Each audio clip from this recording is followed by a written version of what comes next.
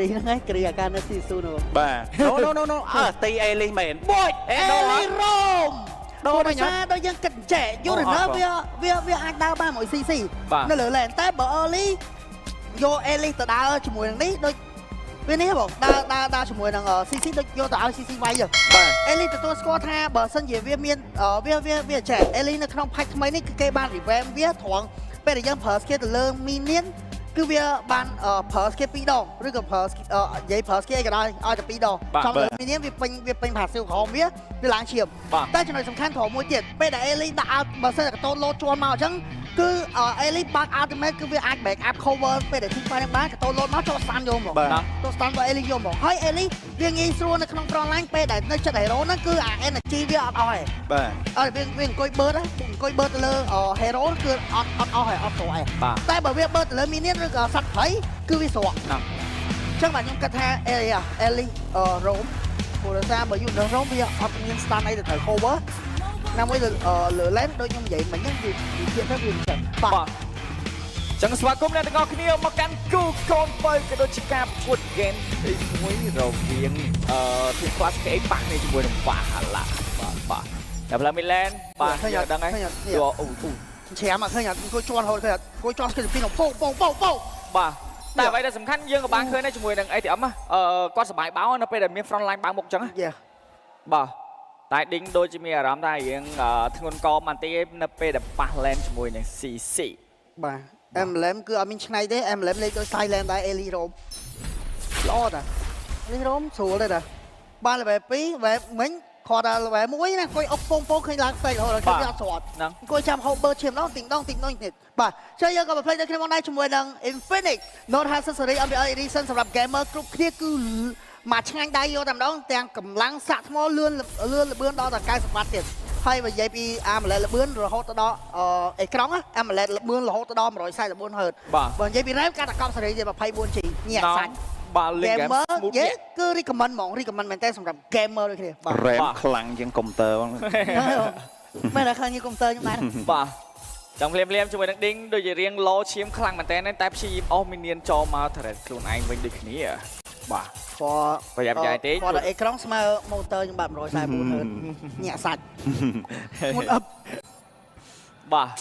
ថាទី1អត់តមានការ spawn ទេក៏ដូចជាអត់មានការលោតជាមួយនឹងសម្លេង Force Blood អីទេពីសមាជិក team ទាំងពីរនៅតែព្យាយាមជាមួយនឹងការរក level ក៏ដូចជាការ fan រៀងខ្លួនដូចគ្នាបាទថាមានការ spawn មកមានការតេស្តយកតែម្ដងពីវត្តមានរបស់ team Valhalla ប៉ុន្តែទីក៏មានការបើក map ទៅដល់ដាក់ជាមួយនឹង Passive លោត bird ឈាមទៅលើឆ្មាយកតែម្ដងជាមួយនឹង Napolo យកចាក់ស៊ីងមកហើយជាមួយនឹងការ Victory បានឬក៏បានស៊ីងមួយស៊ីងមី Victory view សាប់ទៅលើ Napolo យកបាល់អស់ខ្លាំងតែជាមួយនឹងថាទី1ជាមួយនឹងការដកថយប៉ុន្តែជាមួយនឹងទីក៏មានការបាត់បង់ដូចគ្នា Secret អាចមានបញ្ហាដែរទេជាមួយនឹង Roaming ទល់នឹង Roaming ធ្វើការបាត់បង់ដូរម្នាក់មួយប៉ុន្តែជាមួយនឹង Napolo យកក៏បាត់បង់ kill ដូចគ្នាដែលចាញ់ kill 2 kill ទៅលើ Nacha តែ Nacha បាន kill ចំណេញណាព្រោះដោយសារ hero គាត់ដែលជា hero មួយដែលប្រភេទ counter ទៅលើ Harrod ផងទាំង Uranus ទៀតបាទហើយវាយនឹង Elise ទៀតហ្នឹងបាទហើយ game នេះអត់មានតែគេពាក់ Sky ក្រៅពី Nacha មានឱកាសនៅក្នុងការពាក់ Sky ទៀតបាទ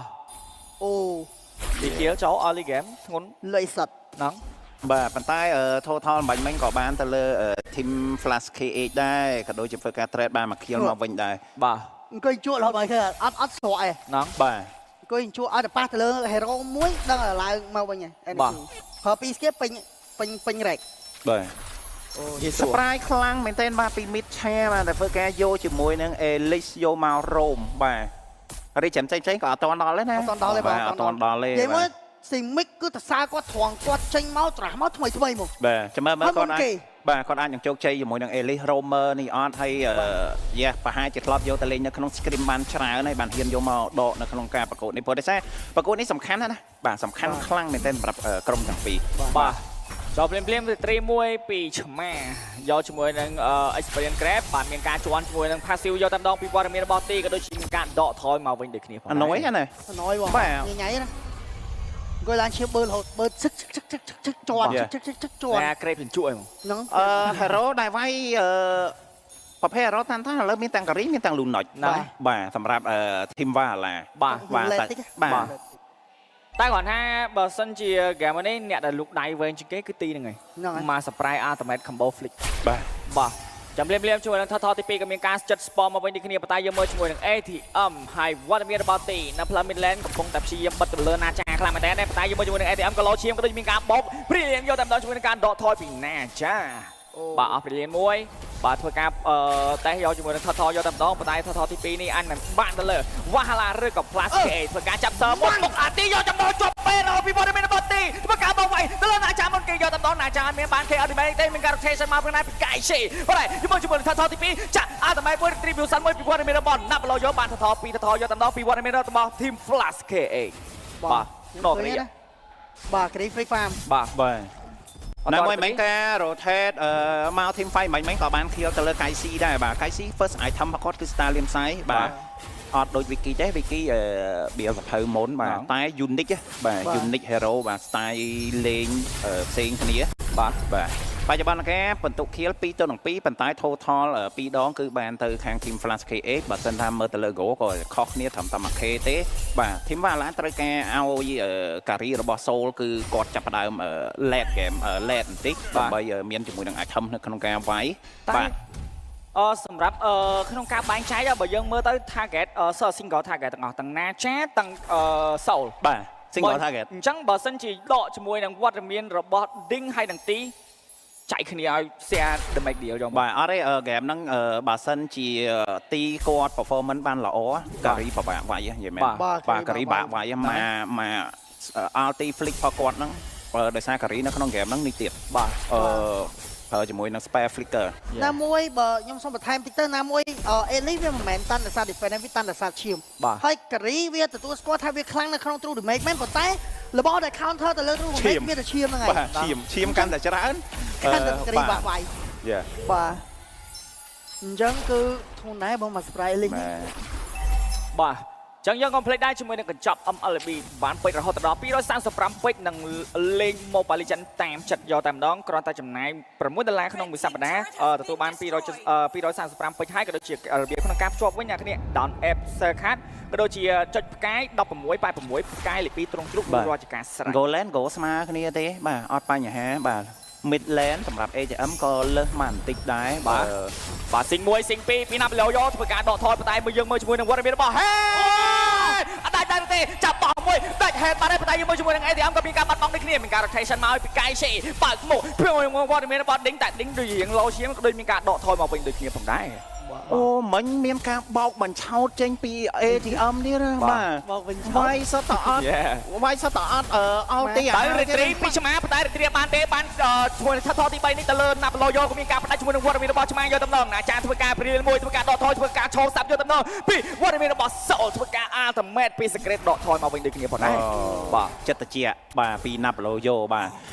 ក៏មានការបើយើងមើលទៅ3 team fight ហើយគឺនៅ early game សម្រាប់ team Valorant មានតែខំមាត់សង្កត់ចិត្តទេដើម្បីព្យាយាមឲ្យ hold នៅក្នុងការប្រកួតមួយនេះឲ្យចូលទៅកាន់តាឡេតគឺកាន់តាល្អសម្រាប់ពួកគាត់ប៉ុន្តែយើងបានឃើញណាសម្រាប់ទីការ performance របស់គាត់បាទតាមខ្លាំងមែនទែនបច្ចុប្បន្នកាលអត់មាន hero ណាវាយទីមួយ Ding ទេបាទត្រូវរងចាំទៅលើនេះហ្មងនេះត្រូវរងចាំទៅលើ damage របស់ Soul បាទចាំ Soulតែបើយើងគិតទៅមិញរឿង retreat មិញខុសគ្នាច្រើន level ដែរមិញពេលដែលថតហ្នឹងគឺណាបឡូយក level 10បាទហើយឆ្មាទៅ level 8សូនឡើង2 level ទៀតដល់ពេលអញ្ចឹងឆ្មាគាត់ពិបាក retreat ដោយសារគាត់បាត់គាត់ចង់ក្រោយនេះឆ្មា retreat ល្អមែនល្អណាស់ retreat បាំងណាបាទតែគាត់ថាមុនហ្នឹងគាត់បាត់ផុបបាទ level 12បាទលើស3 level លើស3 level អាទុកស៊ីងមួយ game assassin មួយ control Jungler ចឹងហើយឥឡូវ level 12 level 10ខុសគ្នា2 level បាទតែផ្លូវ top lane ពីទីធ្វើការបោះស្គៀតទី1មុនប៉ុន្តែ Ding នៅតែមានការបើក map ផងដែរអត់ទាន់ហ៊ានពុកជ្រុះក្នុងការចូលទេព្រោះបាត់ map ណាចាបាត់ហើយ ATM ធ្វើការបើក map KL damage យកតំណជាមួយនឹងការបោកវាយទៅលើ ATM តែ ATM អាចមានបញ្ហាដែរទេចាយ RT មកវិញជាមួយនឹងការ counter brilliant មួយដកថយលឿនឆ្កើយកតាមដងពីណាចាយកមើលជាមួយនឹង Ding នៅក្បែរនេះដូចគ្នាអាចនឹងវាយជាមួយនឹងការបោកវាយយក T1 train នៅខាងផ្លូវ top lane ឬក៏យ៉ាងណាយើងក៏មើលជាមួយនឹងការដកថយមកវិញដូចគ្នាបាទយកបាន Dominate ហើយក៏បានចូលទៅលើខ្លួនទីផងដែរបាទដើម្បីកាត់ឈាមក៏ដូចជាដកអត្ត speed ទៅលើការីបាទអញ្ចឹង target នេះទីប្រហែលជាចែកដូចតាគួរនិយាយហើយដោយសារ hero របស់ខាង Team Valorant គាត់ single target ចឹងគាត់ចែកម្នាក់មួយហើយហ្នឹងហើយបាទតែមិញទីមានតែអាឆេះទូយកបងអត់ពេលដូមណាណាយកបាទ ក៏ខ្ញុំ ខ្ញុំអត់ចាំថា first item របស់គាត់អីគេទេប៉ុន្តែមិនឃើញទៅតឡូតចេញជាមួយនឹង Dominate ដែរអញ្ចឹងគាត់តែជា item ទី2បាទ Naplo យក Endless Bottle យកតែម្ដងបាទ ឥឡូវឲ្យ Proof ហើយ បាទ Hybrid ឥឡូវតែគាត់អត់លេង Retreat បើឈាមណោះព្រោះបើគេលេង Hybrid គេយកឈាមបើយើងពាក់ Defense ពាក់អីទៅវាមានបូកឈាមបូកអីនៅក្នុងហ្នឹងដែរអញ្ចឹងលេង Retreat បើឈាមហ្នឹងវាឆ្ងាញ់ហ៎បងវាបើឈាមបានច្រើនណា ណាមួយគាត់ចង់យកមក slow អញ្ចឹងដើម្បីឲ្យ soul ពិបាករត់ យេមកក្បាច់ម្នាក់ បាទ តាម player លេងនិយាយសំបី player នៅ region ផ្សេងក៏គេលេងអញ្ចឹងហ្នឹងហើយ អ្នកខ្លះគេលេង Retreat បើឈាមទៅអ្នកខ្លះគេលេង Retreat បើ speed អញ្ចឹងណា បាទ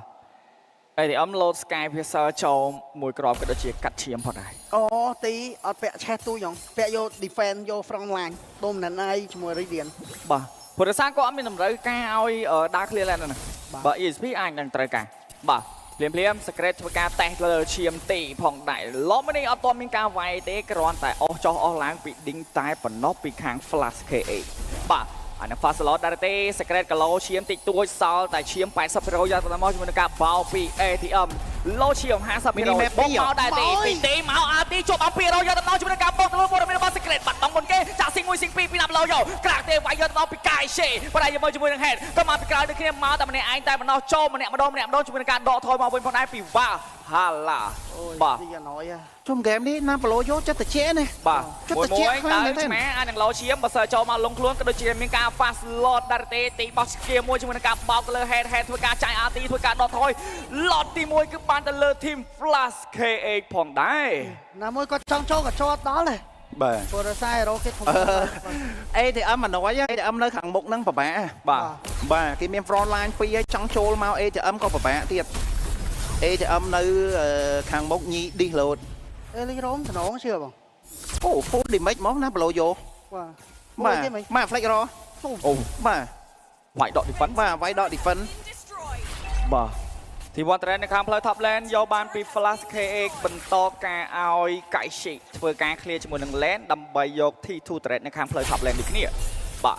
បាទឌីងបើក map យកតែម្ដងអត់ខ្វល់ទេព្រោះរសារអត់មានជាមួយនឹង damage deal អីច្រើនគួរសមអីដូចគ្នាចាក់សេង1សេង2ពីណាប្លូយកធ្វើការចាយ RT ប៉ុន្តែមក Rafael មកមិញនឹងមានដាច់ព័ត៌មានរបស់ណាប្លូយកផងដែរបាទ យ៉ាចាប់ដើមឈឺហើយបាទ ខោពាក់ដែលបានធ្វើមកតើយកឈាមគេយកធ្វើ damage បាទទីធូយកបានផងដែរប៉ុន្តែមិញដូចជាមកក្លុកដើម្បីបង្វក់ជាមួយនឹងការយក T2 នៅខាងផ្លូវ top lane យកទៅ បាទបង្វក់ផ្លូវអារម្មណ៍បង្វក់ បោកបញ្ឆោត បង្វក់បោកបញ្ឆោត បាទក្រៅឌីមេ1ធ្វើការបោកចូលដល់ណាចាព្រីលៀនតាន់ប៉ុន្តែយកមើលជួយនឹងទីអាទីជាប់អាមេរជួយការបោកវាយយកតំណងទីមុនគេធ្វើការសាប់ពីសូលព្រោះការដាច់ជាមួយនឹងវត្តមានរបស់ទីបាត់ហើយក៏ដូចកន្លែងជាមួយការដកថយពី secret យើងមកជាមួយនឹងឆ្មាបាត់បង់ដូចគ្នាពី ATM ឡតទៅដល់ផ្ទះមួយជើងផងដែរទៅលើ T3 នៅខាងផ្លូវបតំលែប៉ុន្តែជាមួយនឹង minion ធ្វើការបោកវាយយកតំណងពីវត្តមានរបស់ team Flash KA បោកមកដែរទេពី head ធ្វើការបើកមុខជាមួយនឹងការយូទៅលើ ding តែ ding ដូចជាមិនបញ្ហាសម្រាប់គាត់ដូចគ្នាព្រោះសារជា hero front line ដែលតាន់មែនទេហើយ ណាមួយគាត់មានជាមួយនឹង Immortal ទៀតណាឥឡូវបាទប៉ុន្តែ damage ដែលចេញពី Kari ក៏ដូចជាចេញពី Lunok ក៏ច្រើនគួរសមដែរបាទអញ្ចឹងដូចនិយាយអញ្ចឹងថាឥឡូវមានតែខំមកសង្កត់ចិត្តទេបាទព្យាយាមរងចាំ let ឲ្យតែពាក្យមានថា let ឱកាសនៅក្នុងការ comeback គឺដឹងតែមានហើយសម្រាប់ team Valhalla បាទណាមួយនៅក្នុងប្រកួតទី1នេះបើយើងមើលទៅ team Flash KA ពួកគាត់លេងចិត្តតិចលេងខ្លាច fail ខ្លាំងមែនទេហ្មងបាទគឺជាចំណុចល្អមួយផងដែរបាទសម្រាប់ team Flash KA បាទចាំមានអារម្មណ៍ថាហ្គេមនេះទីដូចជារៀងពិបាក front line ចាប់ដើមបាក់តិចតិចអីចូលគប់ឈឺណាមិញណាបាទគប់កណាត់យកមកស៊ីទាំងគួងបាទទីទៀតអាចមាន winter ground តែបើសិនជាគាត់ដាក់ winter ground target ប្រកាសចូលអ្នកផ្សេងwinter ground អាចគាត់ដាក់មកទីយក winter ground ទៅណាមួយគាត់អង្គុយស៊ីឈាមនៅដល់ពេលចូលទៅស៊ីទឹកហ្គេមនេះគាត់ចេញ winter ground ល្អជាង immortal បាទដោយសារតែ ding គាត់មាន immortal មួយអញ្ចឹងមក bet មកបោកបញ្ឆោតកន្លែងហ្នឹងក៏ល្អដូចគ្នាបាទបញ្ឆោតអូអត់ទេចុំទីពាក់ magical defense មកគ្រាប់ទៀតពាក់អត្តនាសៀលបាទដើម្បីលេតព្រោះដោយសារដើម្បីលេតហ្គេមលូនោះឈឺណាបាទអញ្ចឹងចង់ពាក់នេះឲ្យមានពាក់ immortal ក៏ពាក់ជាមួយនឹង winter crown ដែរចង់ពាក់នេះចង់ពាក់ជាមួយនឹង AC មកគ្រាប់ទៀតបាទ AC anti cure បាទមកគ្រាប់ទៀតដើម្បីទប់ជាមួយនឹងដើម្បីយកឈាមទប់ជាមួយនឹង damage របស់ Kari បាទអត់ធួនហើយប៉ុន្តែ មើល mini map ទីយ៉ាង mini map អើយទី បាទណាប់ឡូយ៉ូធ្វើការបាត់អត់មកចាប់បុកវាយលុនដល់ដល់បងអានេះមានបញ្ហាដែរទៅជាមួយនឹងការដោះស្គីបាល់ឡងខ្លាំងតែពីណាប់ឡូយ៉ូតែយកជាមួយនឹងទីមានការបាច់ជាមួយនឹងណាប់ឡូយ៉ូបាត់ពីវត្តមានបងណាចាប់ជាមួយជាមួយនឹងសោបាត់បង់ដូចគ្នាចូលបុកវាយយកតាមដល់ពីកៃស៊ីធ្វើការចាប់បោលមួយទៅលើសក្រេតក៏មានការបាត់បង់ដូចគ្នាជាមួយនឹងបានដាក់ពុកគៀទៅលើកៃស៊ីផងដែរមិនតមិនចប់ទេអែមយក ATM ធ្វើការដើរឆ្លោះកង្កែបអស់សូលអស់ឌីមិចហើយបាទសូលអស់ឌីមិចហើយបាទ គេហ្វាឡតគេហ្វាឡតគេហ្វាឡតមិនកើតបាទមួយគ្រាន់តែបោបចោលឬក៏ណាចូលទៅដល់បោបជាមួយនឹងហេតប៉ុន្តែយើងមើលជាមួយការសាប់ទៅលើវត្តមានរបស់ឌីងដូចគ្នាចាប់បោបក្រៃស៊ីធ្វើការក្តារទេធ្វើការវាយទៅលើឆ្មាមុនគេយកទៅដល់ឆ្មាជាមួយនឹងការ shut down បាត់ហើយមិនតមិនចប់ទេវាយទៅលើឌីងដូចជាមិនឈឺដូចគ្នាពីណាចាឌីងដងហើយបាទឌីងដងបាទឡតនេះបានហើយធីម Flash KH secure យកហើយបាទគាត់វេតគាត់ដាក់អន្ទាក់បញ្ឆោតបាទដាក់អន្ទាក់ដាក់អន្ទាក់ឬមួយក៏បោកបញ្ឆោតលេងដាក់អន្ទាក់ទៀតបាទយូលេងដាក់អន្ទាក់ទៀត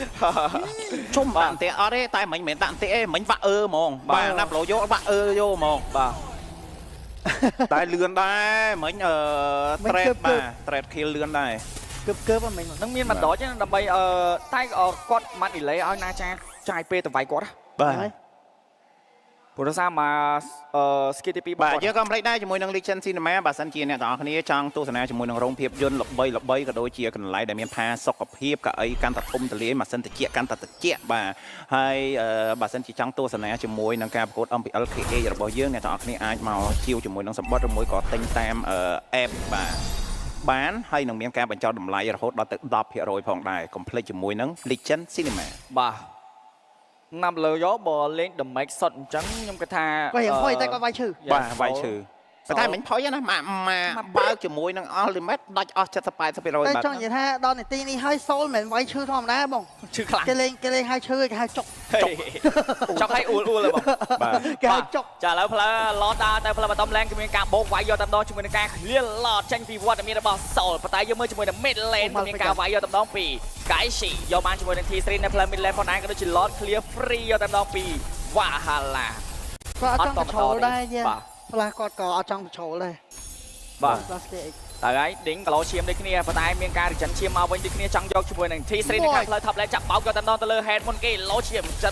30% ចុះមកវាយចាប់អាទីយកតាមដងពីវត្តមានរបស់ទីប៉ុន្តែយកមកជាមួយនឹង T3 យកបានប៉ុន្តែពី Team Flash K ក្រាក់ទេចូលបោកវាយយកតាមពីកៃស៊ីប៉ុន្តែមានអារម្មណ៍ថាឡូឈាមខ្លាំងជួយនឹងការបាត់បង់ជួយនឹងទីបាត់បង់ជួយនឹងការឈោ30ពីវត្តមានរបស់ Soul ធ្វើការបោកវាយយកមកជាមួយនឹងណាប់ឡូយកចាអាទីមួយធ្វើការដកបានតែការចាយពីការសើមកថត TN មានការដកថតបានដែរទេពីណាប់ឡូយកចាត់ជួយពីថាក្រានវីរ៉ូស្កូឬក៏ណាជាមួយការស៊ី